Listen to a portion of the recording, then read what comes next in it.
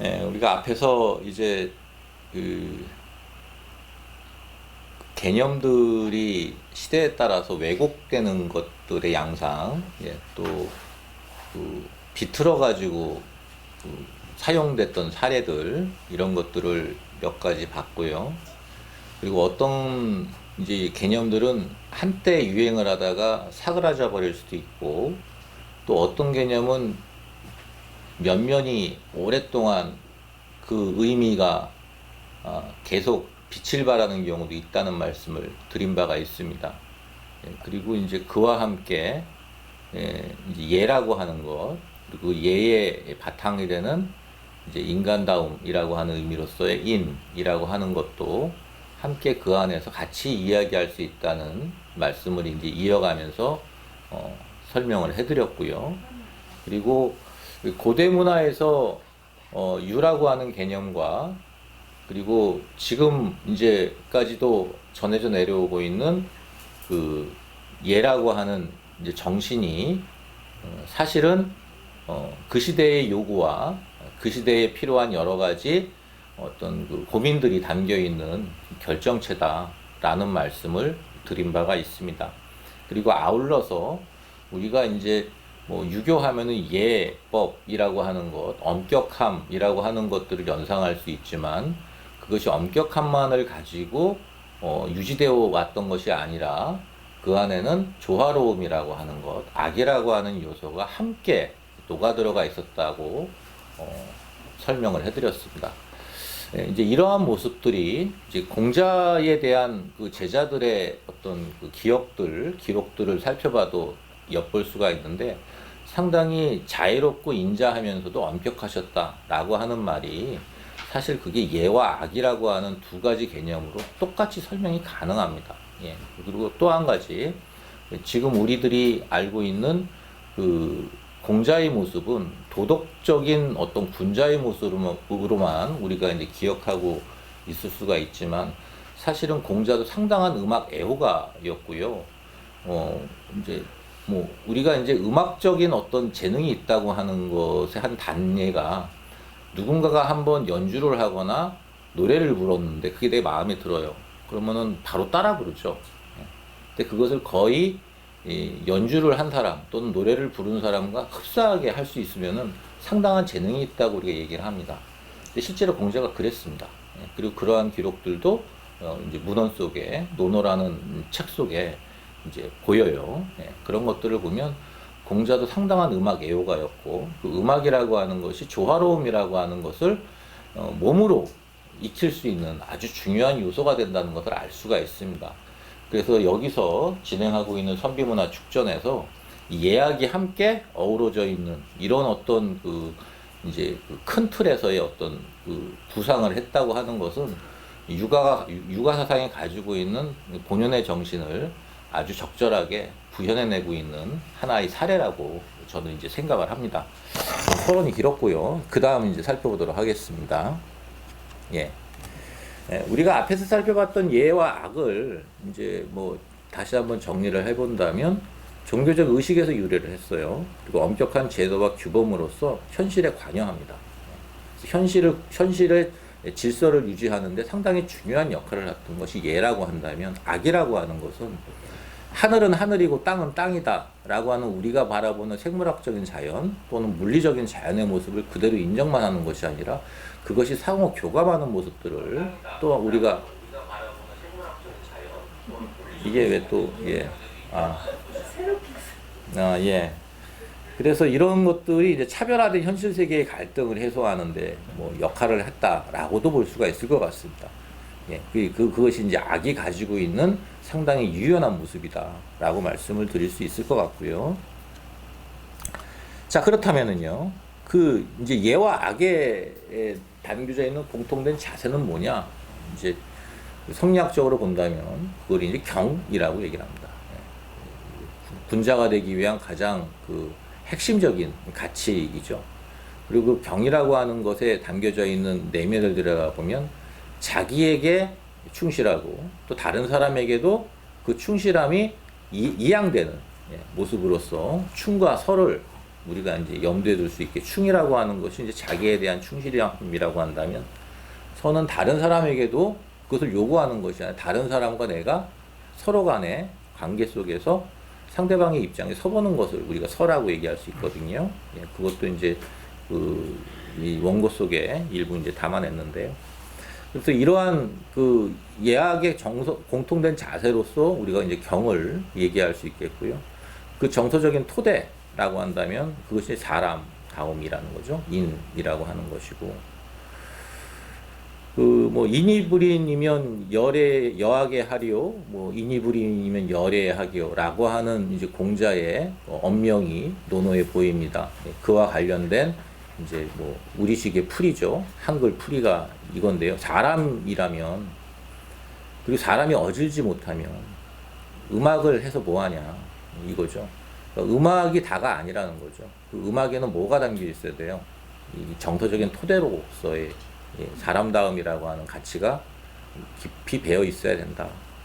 그리고 또 마찬가지로 예에도 그러한 부분들이 전제되어 있어야 된다 라고 하는 얘기를 강조하고 있는 것이죠. 예. 그런 맥락에서 이렇게 말씀을 드렸고요. 자, 그 다음 보시겠습니다. 예. 이 예학이 역사적으로 적용되는 모습들은 이제 학자들마다 다릅니다. 예, 우리가 이제 그 공자의 학문과 어떤 그 이제 그 정신을 서로 다른 방향으로 강화시켜 나갔던 가장 대표적인 사상가를 우리가 맹자하고 숫자를 꼽을 수가 있는데요. 순자는 예학을 실천하는 내가 중요한 거예요. 내가 예학을 실천한다면 내가 중요한 거예요. 그러니까 내가 흔들리면 안 됩니다. 내가 꼿꼿해야 돼요.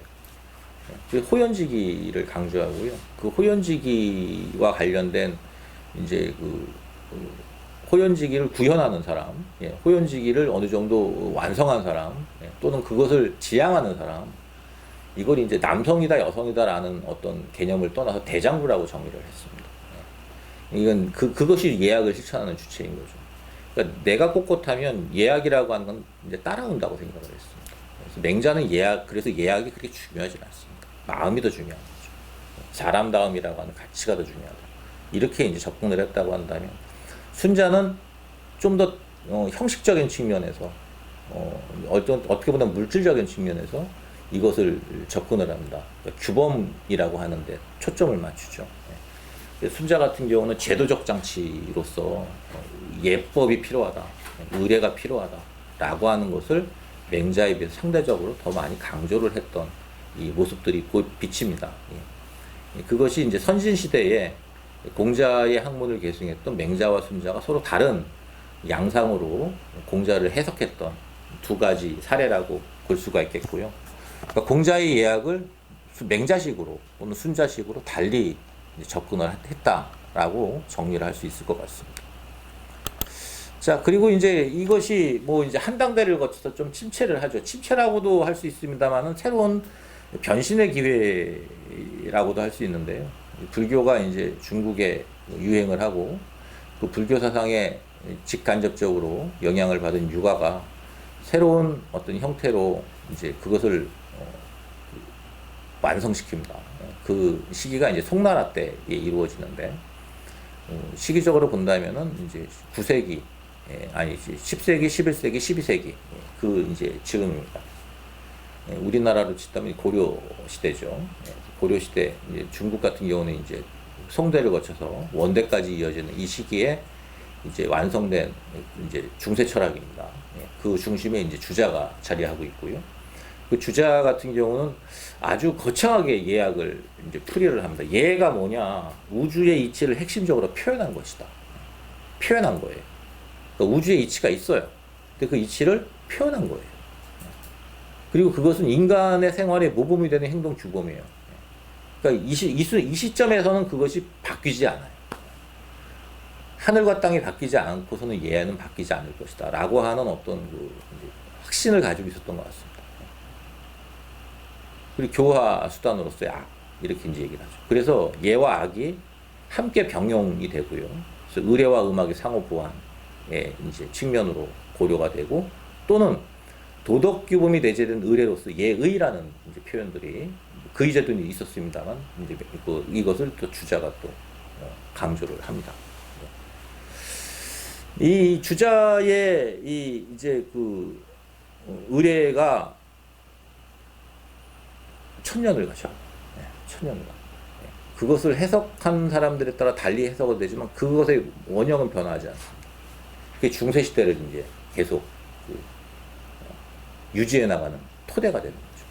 그리고 그것은 자연스럽게 고려 중기 그리고 조선을 거쳐서 조선 시대의 유교 이념으로 유교적인 측면으로서 조선이란 국가가 형성되는데 하나의 커다란 이제 토대가 됩니다.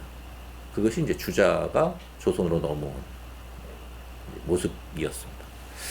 조선으로 넘어오게 되면은요,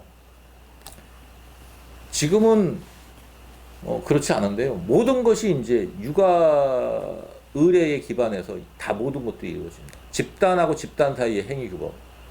그러니까 예를 들어서 이제 이게 여기서 말하는 집단은 국가와 국가입니다. 그러니까 A라는 나라와 B라는 나라가 서로 만날 때 어떻게 해요? 육아 의례에 기반해서 그 이제 절차와 과정들을 논합니다.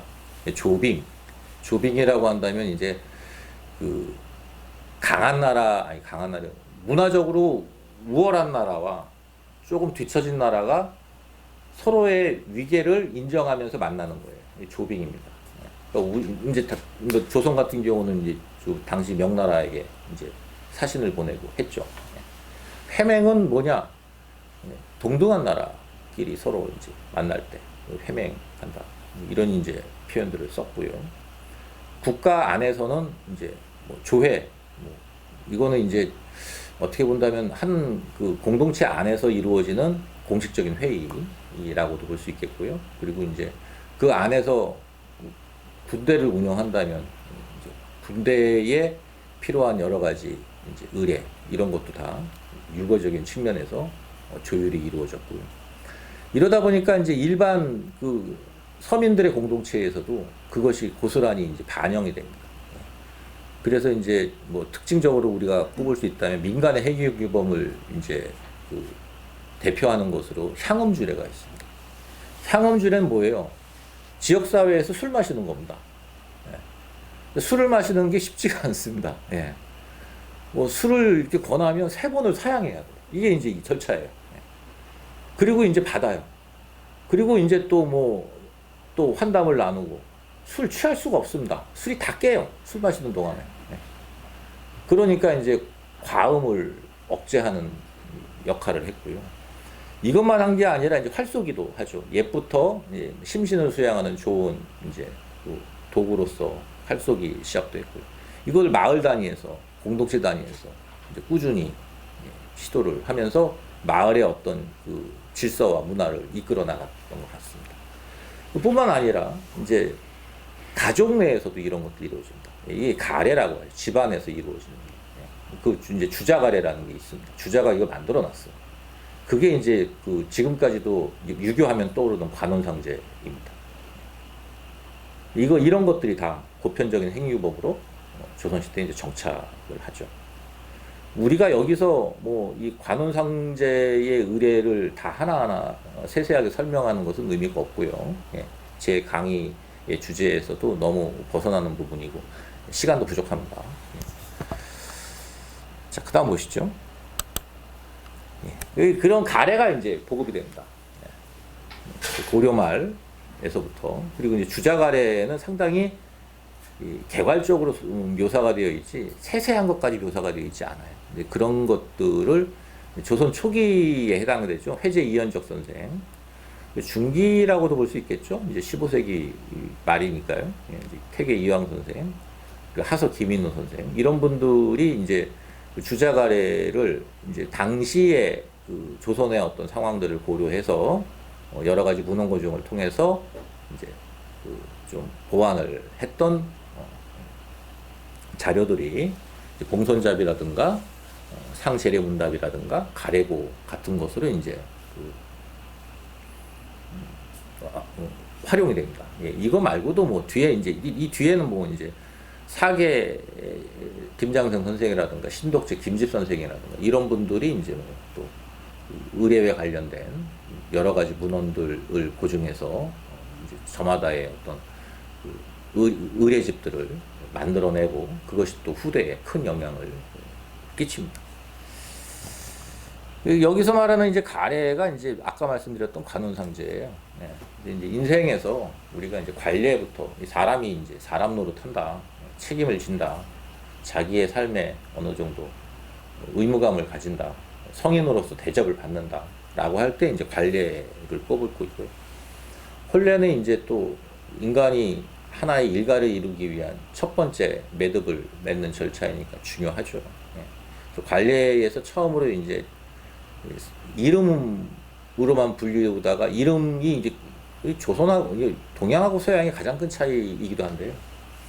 서양은 아버지가 이제 마이클이면 아들도 그냥 마이클이라고 짓지 그럼 마이클 2세가 됩니다. 마이클 주니어 이렇게 되는 거죠. 근데 또 손자도 또 다른 이름 마땅한 게 없으면 그냥 마이클 3세가 됩니다. 그러니까 뭐 교황 같은 경우는 뭐 16세, 뭐 3세, 루인 몇 세예요. 16세까지 내려가잖아요. 이게 이제 이름이거든요. 그러니까 아버지가 썼던 이름을 아들이 쓰고 손자가 써요. 또 동양에서는 그 반대죠. 아버지가 썼던 이름은 그 밑으로는 안 씁니다.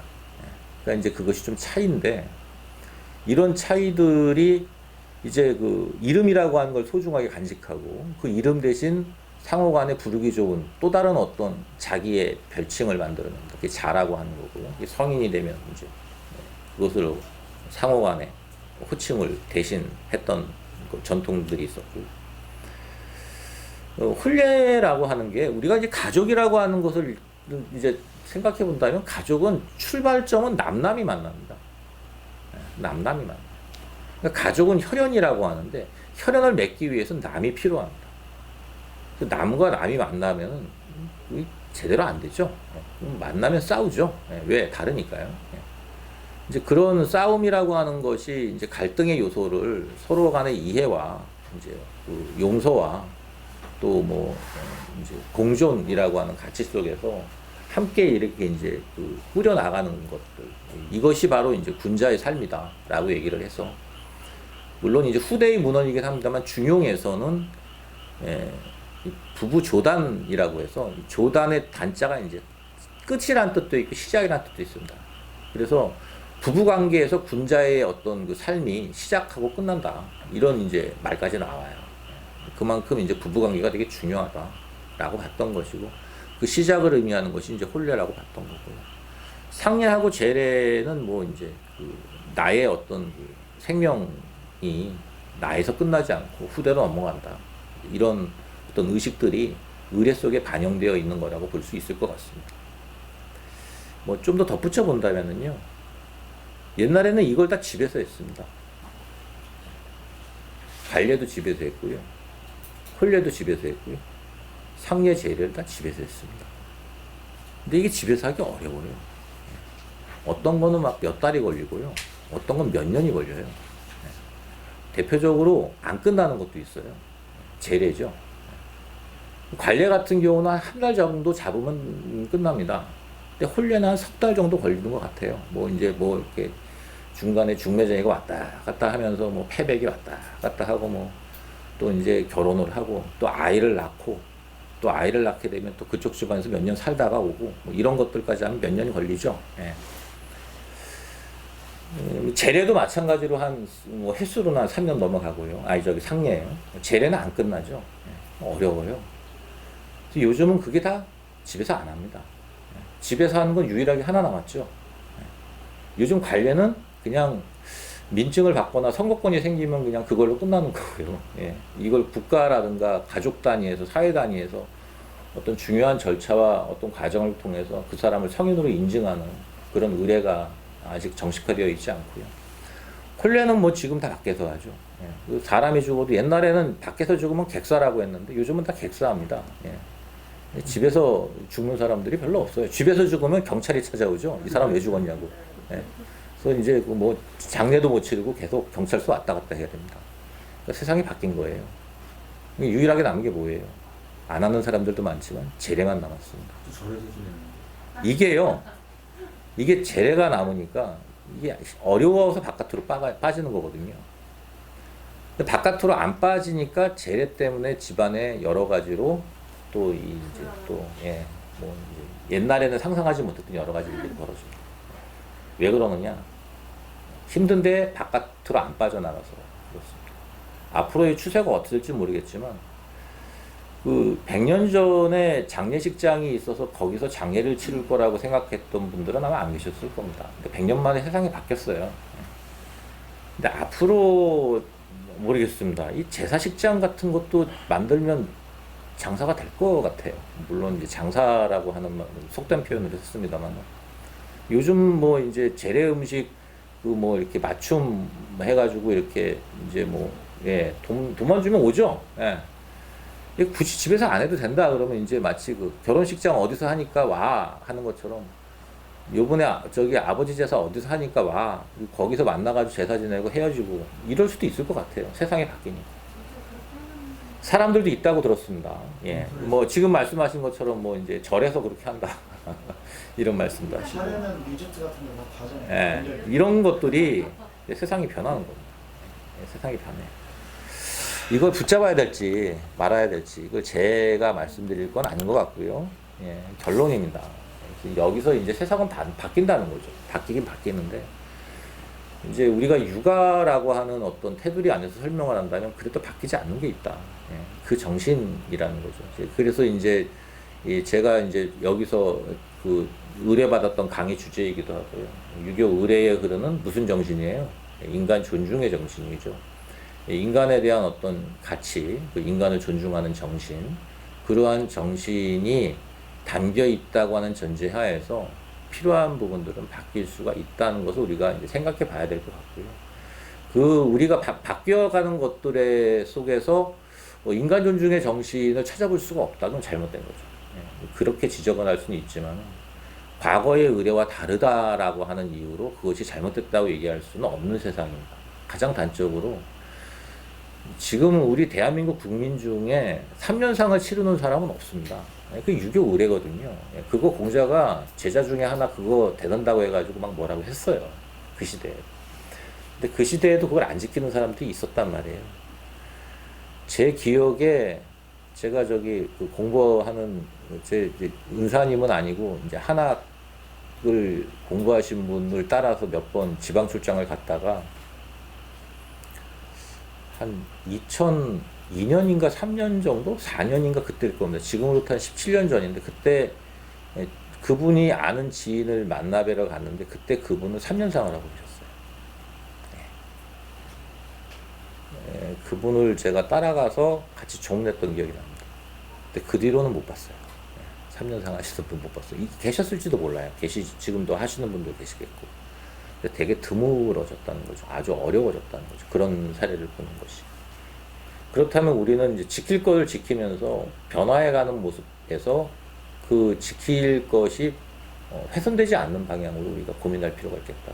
그것은 저마다의 노력들이 필요한 부분인데 거기에 대한 정의입니다. 그래서 명분을 엄격히 하여 사랑과 공경의 마음을 높인다. 이것이 이제 주자가래에서 얘기했던 근명분 숭애경이라고 하는 것을 그냥 쉽게 우리말로 풀이한 겁니다.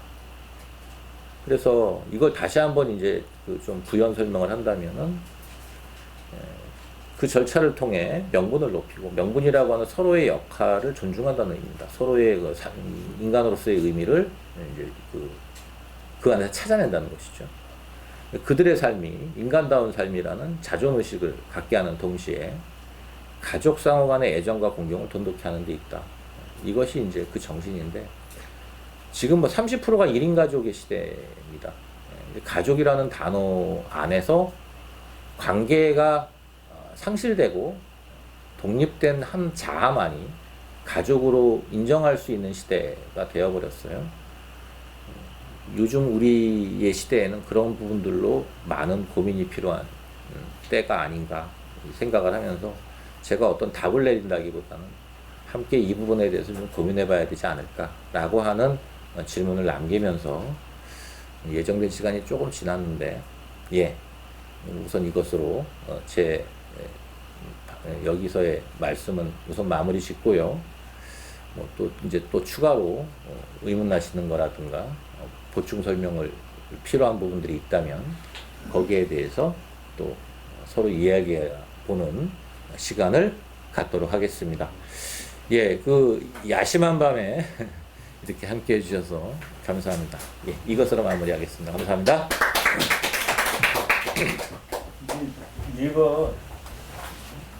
얘가 상당히 이게 난해한 거예요. 이제 이거 하기가 좀 그런 게 있었는데, 강의 주제를 제가 이제 정리를 해드리면, 얘라는 것은 사실은 이제 인간다움을 표현하기 위한 건데, 사람이 사람답게 사는 법을 어떻게 표현할 거냐. 그런데 이렇게 왜 논어에 보면은 턱없무늬하고 이제 뭐 범인가 무늬가 다르면 그걸 이제 구분을 할 수가 있어야 되잖아요. 그러니까 인간다움을 표현하는 방법이 여러 가지 방법이 있는데 때와 장소에 따라서 표현하는 방법이 다르다는 거죠. 그러니까 대통령이 입장하면 음악이 나오는데 그 음악을 가지고 뭐 일일이 만보를 할 수는 없잖아요. 국기에 대하여 경례 그랬는데 일일이야 일일이 이렇게 할 수는 없지 않습니까? 거기에 맞는 경건한 음악이 나와야 숭고한 마음도 생기잖아요. 그러니까 예법도 이제 그렇게 해야 된다는. 예. 그러니까 이제 예. 그러니까 예의 같은 것도 그렇게 나와야 된다는 거죠. 그러다 보니까 이제 명분이 생기는 거고 음악도 그렇게 따라가는 거거든요. 지금 이제 조장현 선생님께서 말씀하신 거는 예라는 것은 때와 장소에 따라서 변하는데 변하지 않는 것도 있대요. 다 변해도 변하지 않는 거니까. 그게 뭐냐면 인간다움이라는 거죠. 그러니까 때와 장소에 따라서 인간다움을 표현하는 방식이 다른데 어떻게 표현할 거냐. 그러니까 이제 그게 예라는 거죠. 그 부분이. 그걸 얘기를 하시고 이제 아까 이제 회사우소라는 게 그런데 회사우소도 이제 되게 많은데 옛날에 제가 이제 그런 거 많이 물어보거든요. 화장법에서 얘기하는데 여러분들은 어떻게 화장하세요? 먼저 이렇게 뭐 아이섀도우 이런 거 다 칠하고 마지막에 하얀색을 얼굴에 칠하세요? 아니면 하얗게 얼굴을 만들어 놓고 거기다가 그림 비슷하게 그리십니까? 네. 근데 그게 옛날에는 그게 아니었다는 거죠. 먼저 이게 눈폭이 다 그려놓고 거기다 하얀색 색깔을 했는데 그때는 색깔이 이렇게 발전하지를 못했어요. 그래서 회사우소라는 의미가 뒤에 바뀌면서 공자 때 그런 얘기가 나오는 거죠. 그것도 굉장히 그게 고분직학부에서 이제 어려운 얘기인데 정확하게 풀어내서 하시더라고요. 그래서 그것도 제가 했고요. 어쨌든 간에 서양에서는 에티켓 그러면서 에티켓은 에티켓이라고 그러는데 산은 산이고 물은 물이라고 그러는데 동양은 그렇지 않거든요. 그런 게 예의는 정신이라는 게 있다. 그걸 못 찾는 거예요. 그러니까 우리가 예의를 지켜라 그러니까 덮어놓고 예의만 지키는 게 아니라 거기에 그분을 배려하고 존중하는 그게 없으면 그 예의가 아니라는 거죠. 그걸 이제 오늘 이제 각종 예를 들어서 다 변해도 변하지 않는 것이 있다. 그걸 이제 하신 거죠. 그게. 그리고 이제 뭐 관훈상제를 가지고 많이 했고. 지금 저하고 아까도 얘기를 많이 했는데 예라는 거는 습관이거든요. 습관은 이제 뭐냐면 반복성 그리고 무의식적으로 행하는 걸 습관이라고 해요. 누가 시켜서 하는 게 아니거든요. 그러니까 무의식적으로 어떻게 딱 상황이 부딪혔는데 무의식적으로 그걸 행해요. 그걸 습관이라고 그러는데 그 습관의 에기스가 바로 예예요. 그러니까 우리 민족에게는 그 습관의 에기스가 있다는 거죠. 지난번에 무도 선생님이 오셨을 때 일본 사람들은 효라든가 예를 모른다고 했잖아요. 우리나라 사람은 있고 그게 차이점인 거예요. 그래서 그런 내용으로 이제 글을 정리를 이제 잘 하셨어요. 내용에서 굉장히 어려운 내용인데 저는 집에서 읽어봤습니다. 그런데 굉장히 까다로운 얘기이고 그다음에 이제 조장현 선생은 이제 이쪽 생각은 아니고 이건 여러분들을 위해서 했는데 이건 완전 성리학적으로 쓰셨어요. 어쩔 수가 없습니다. 오늘날의 유교가 성리학적이기 때문에 그래서 정리를 하셨고 공자적으로 좀 얘기를 해줬으면 좋았는데 그거는 이제 할 수가 없다고 그러더라고요. 학교이기 때문에. 그러니까 본인 한번 그런 얘기 들어보세요. 그 질문으로 공자님의 생각하는 예와 성리학의 예가 어떻게 다른지. 우리는 지금 공자님의 예로 돌아가야 돼요. 성리학적인 예가 아니라. 근데 지금 이제 향교에서는 지금 제가 얘기를 많이 했는데 결성대학교는 성리학적인 것보다 공자적인 그런 예가 많다 그러는데 이제 그거보다는 성리학적으로 갈 수밖에 없는 거예요. 아까 제가 태극기 말씀드렸잖아요. 주범을 강조하는 거. 세상이 변했는데 얘가 안 변하면 어떡합니까? 근데 이게 안 변했어요. 조선시대만 하더라도. 지금도 그렇잖아요. 지금도. 자식이 부모한테만 예를 지키니까 부모도 자식한테 지켜야 될 예가 있는 건데. 그래야 자식이 지킬 거 아니에요. 근데 지금은 효도 그렇지 않잖아요. 자식한테 무조건 복종만 강요하고 부모도 지켜야 될 게 있는데 그런 것들이 이제 조장현 선생님 보면 잘 봤어요. 그러니까 옛날로 돌아가야 된다. 공자는 부모도 자식한테 지켜야 될 예가 있다 했거든요. 그런 게 없단 말이에요. 성리학적으로. 그런 것들을 이제 설명을 해서 변하는 것은 형식은 변하는데 변하지 않는 건 뭐냐? 어떻게 하면 사람을 사람답게 대우하느냐? 그게 인이 부이면 여애하여 인이 부이면 영악하라. 그 얘기죠. 핵심인 거예요. 그 얘기죠. 네, 맞습니다. 질문하시고 있으면 한번 해보세요. 성인관에서 했으니까 다양한 그림들 많을 거예요. 뭐 종묘 의뢰라든가 이런 거. 제가 질문을 하겠습니다. 그 예라는 거를 뭐 아까 말씀하신 예를 들어서 할 수는 지금 시간이 안 될 거고 예. 지금 손혜재 박사님께서 말씀하신 것 중에 연관해서 예. 질문을 드리면 성균관에 계시는 입장에서는 뭐 이렇게 달갑지 않을 수도 있겠지만 예. 결성의 한교는 이 문화재 활용 사업을 하면서 예. 되게 중요하게 생각하는 게 과거로 돌아가자는 이야기는 절대 저는 하지 않아요.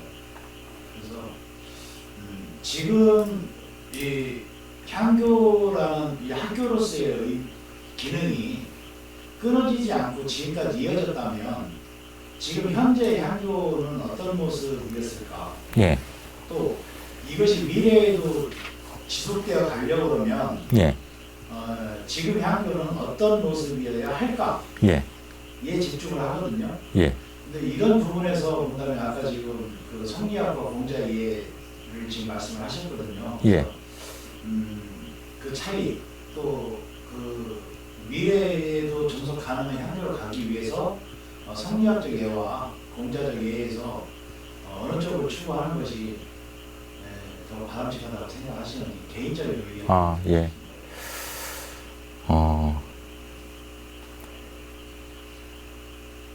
저는 이제 이걸 이렇게 봐요. 경쟁력이거든요.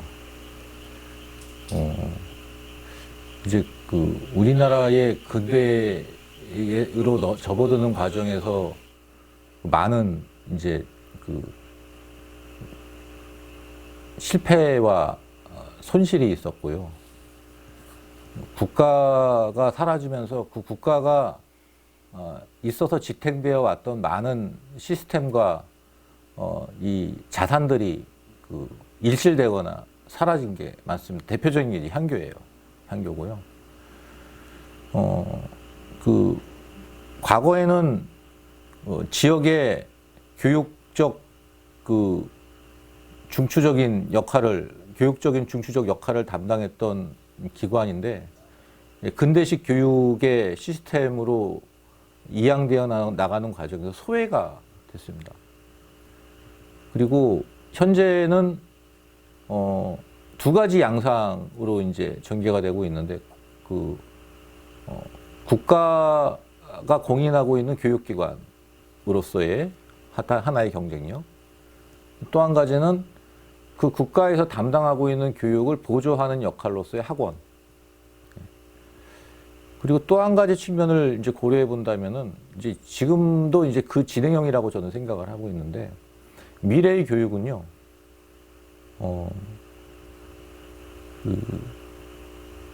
하나의 거점이 이 자생력을 가지고 유지된다기보다는 서로 간에 그 교류하는 시스템 상에서 그 전체가 하나의 어떤 그 역량을 발휘할 수 있는 모습으로 커야 되지 않을까 생각을 해요. 무슨 말이냐면 단위 학교가 가지고 있는 역량은 대단히 제한적입니다. 예, 지금 이제 근데 이 단위 학교가 가지고 있는 역량이 아니라 이것이 이제 저마다 할 수 있는 그 특화된 영역들을 합치면 되게 커져요. 그러니까 교육을 받으러 학생이 어딘가로 온다면 그 안에 교육 콘텐츠가 있어야 되고 그 교육 콘텐츠를 일정한 어떤 수준에 도달할 수 있도록 확인하고 이것을 다시 평가할 수 있는 시스템이 있어야 되고요. 그 시스템이 만약에 인정을 받을 수 있게 된다면은 그것은 하나의 학교로서의 기능을 한다고 보거든요. 근데 지금은 이제 뭐 인구가 점점 줄고 있고요. 그리고 쉽게 말해서 학교들도 점점 경쟁력을 상실하면 망해가고 있습니다. 뭐 속된 말로. 대학들도 망해가고 있고요. 초등학교 같은 경우는 뭐 분교로 됐다가 막 통합이 되면서 사라져 버리는 경우도 많고, 중학교도 마찬가지고. 그러면서 이것이 이제 온라인 콘텐츠로 상당히 많이 변모하고 있습니다. 그것을 어느 정도 국가에서도 관심을 가지고 이제 그쪽의 방향으로도 추진을 하고 있고요. 그리고 또 한 가지 이제 그러니까 첫 번째는 경쟁력이고요. 또 한 가지는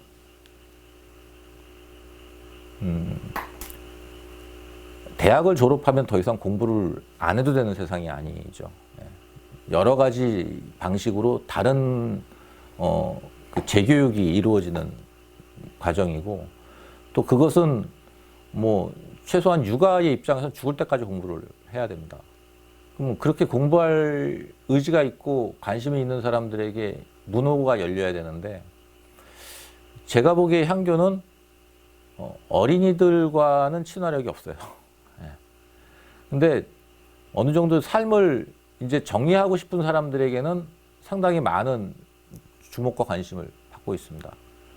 그러면 이제 어느 향교는 유치원이라고 하는 대상을 그 주로 삼아가지고 특화시킬 수가 있고 어느 향교는 이제 그 뭐 이것이 도시에 있느냐 아니면 뭐 농촌에 있느냐 농촌이라는 개념이 요즘 사실 의미는 없습니다만은 이제 소도시에 있느냐라고 하는 것에 따라서 거기에 걸맞는 수요자들에 맞는 이 이제 그 전략들이 필요하지 않나 생각을 합니다.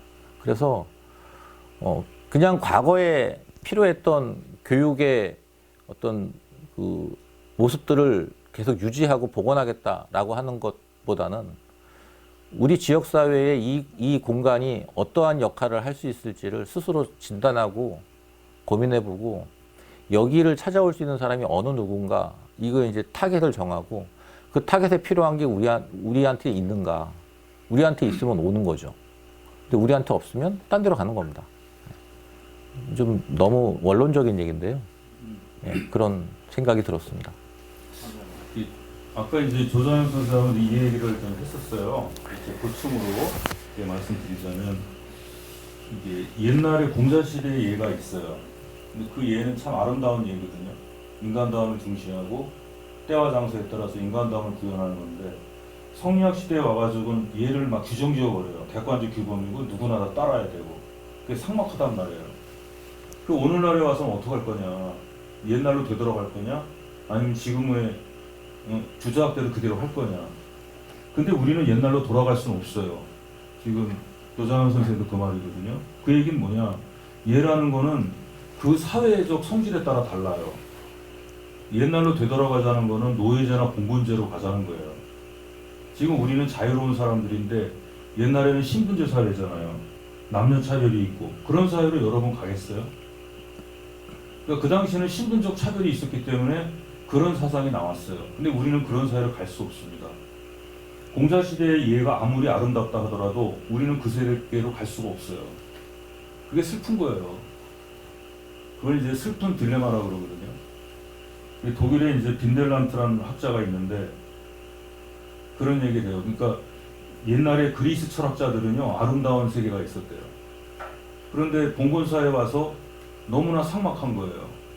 그걸 깨트리고 근대사회로 왔는데 근대사회에도 또 삭막한 거예요. 자본주의 때문에. 그래서 그리스 시대를 동경하거든요. 그래서 사람들이 그리스 시대로 갈 수 있느냐? 못 간다는 거예요. 그걸 가지고 더 sadness of things라 해서 슬픈 딜레마라 그러거든요. 그거를 표현할 수 있는 게 요즘 말하는 예술이랍니다. 아까 그 저 키 크고 이게 머리 그분 누구죠?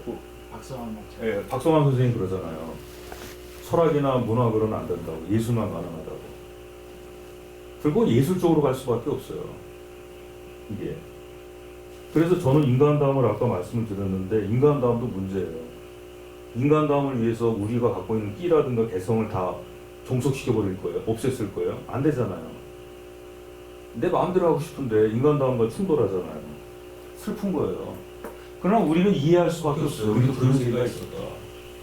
마음속으로 아 옛날에 그런 일이 있었지. 그렇게 위로하는 수밖에 없어요. 그거를 슬픈 딜레마라고 그래요. 그러니까 박성환 선생님이 계속 음악 연주하고 아까 아셈하고 하신 분들이 계속 그거 해가지고 즐기는 거예요. 아 그때 그런 게 있었어. 슬픈 딜레마지 뭐. 성경관에서 슬픈 딜레마를 어떻게 해소할지는 이분이 알아서 하시겠지. 예, 마무리하시도록. 또 한번 질문하실 거 있습니다. 그 얘기 밖에서 많이 했습니다. 그러면 제가 한 가지만 질문드릴게요. 이제 지금 그 성균관의 딜레마 얘기를 하셨는데 아까 박사님 답변 중에 이제 우리가 가지고 있는 콘텐츠의 대중성이라는 얘기도 하셨어요. 그러면 앞으로 유학이 계속해서 존재해 나가면서 현대인들에게 관심을 받고 다시 유학이 송대자 박사님 얘기했듯이 진행이 되려 그러면 어떤 방향으로 이게 좀 나가면 좋을까요? 저는요, 다양해져야 돼요. 이거는요, 그 문화적으로도 그렇고요, 생물학적으로도 그렇습니다. 다양해져야 돼요. 물론 다양한 것들 중에서 어떤 거는 주목을 못 받을 수도 있어요. 근데 하나의 모습으로 가버리면요, 한 방에 갑니다. 한 방에 가요. 다양해져야 되는데, 그러니까 이 다양해질 수 있는 것은 이제 저마다의 상황에서 다양한 시도가 이루어져야 되는 겁니다. 그 안에는 과거의 유교의 모습들을 변형시키지 않고 유지하려고 하는 사람들의 역할도 필요합니다. 되게 중요합니다. 근데 그것만이 전부는 아니라는 거죠. 그 안에서 누군가는 변형을 하고 또 새로운 시도를 하는 그런 여러 가지 모습들이 함께 이루어져야 돼요. 이게 다양해져야 된다. 뭐 이제 간단하게 말씀드리면 저는 그렇게 생각을 하고요.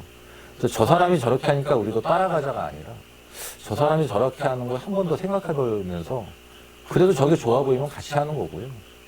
나는 좀 달리하고 싶어 그럼 달리 가는 겁니다. 저는 그렇게 생각합니다. 이제 아까도 이제 똑같은 얘기인데 그 옛날에 허준이라는 드라마 보셨죠? 거기서 이제 허준이 이제 남말을 했을 때, 그러니까 안 됐을 때 그 어떤 분이 그런 얘기를 했어요. 의원이 병자를 살리면 병자도 의원을 살린다고. 그러니까 의사는 돈 버는 게 아니다. 사람 살리는 거다. 그래서 그거만 봐야 되잖아요. 그러니까 좋은 콘텐츠를 많이 만들 수밖에 없어요. 현실에서는 불가능하거든요. 좋은 문학 작품, 예술 작품을 계속 만들어야 돼요. 어차피 공자 시대는 현재 존재할 수 없고 그 시대로 갈 수가 없어요. 노예제로 가는 수밖에 없는 거예요. 오늘날 사회에서 어떻게 그걸 할 수가 있겠습니까? 그러니까 정신을 이어받는다는데 그 정신을 현대에서 만드는 거는 인간다움을 서로가 서로를 배려하는 수밖에 없어요. 그 허준이라는 드라마가 좋잖아요. 환자를 대할 때 환자로 대한다고. 근데 요즘에는 돈을 보고 환자를 대하죠. 그러니까 환자들이 의사를 안 살려요. 그게 비유적인 것이 될 수 있을지 모르지만 저는 그런데 딜레마예요. 다. 그래서 아까 슬픈 딜레마라고 그러잖아요. 진짜 슬픈 거라고. 그게 서정성. 그걸 표현하는 게 문학이고 예술이죠. 얘도 그렇게 바뀐 것 같아요. 그런 얘기 아니에요? 예. 그것도 포함이 되는 것 같습니다. 다양하게. 예. 이제 이걸로 예. 아니, 예. 또 다른 것도 아닙니다. 이제 그만하셔야 될 것 같은데 너무 지루한 이제 아니, 그래도 얘기가 뭐 많이 아까 많이 질문하셨는데 그 결혼식에 대한 거 제가 아들한테 이제 제사 진행을 물어봤더니 제사 그건 어떻게 생각해 보겠다. 아니 장례는 올 거냐 그래서 장례는 가야겠지.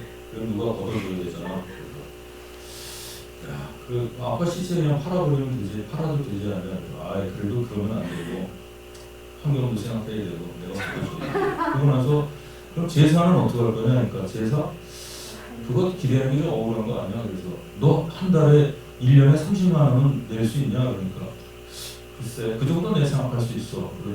그럼 아빠 절에다가 좀 해줘서 제사밥을 좀 먹게 해달라. 그래 그거는 내가 어떻게 생각하고 있는데 세상이 그렇게 변했습니다. 하나요. 영혼 불명이 있어야 제사 지내는데 영혼이 있는지 없는지도 모르는데 그냥 뿌리고 말아야겠어요. 예의가 변하는 거니까. 그래도 변하지 않는 거는 뭐냐? 사람을 사람으로 대접하는 거. 그게 예의예요. 이 말씀하시는 게 그거거든요. 세상이 다 변해도 변하지 않는 거, 사람을 사람으로 대하는 거. 그래서 그렇게 공예가 미인이라고 그러는 거. 그 얘기가 정신. 네. 그러면 하여간 오늘 뭐 늦었지만 늦게까지 잘 해서 어려운 거 풀어주셔서 고맙습니다. 그럼 다음 달에 또 뵙도록 하겠습니다.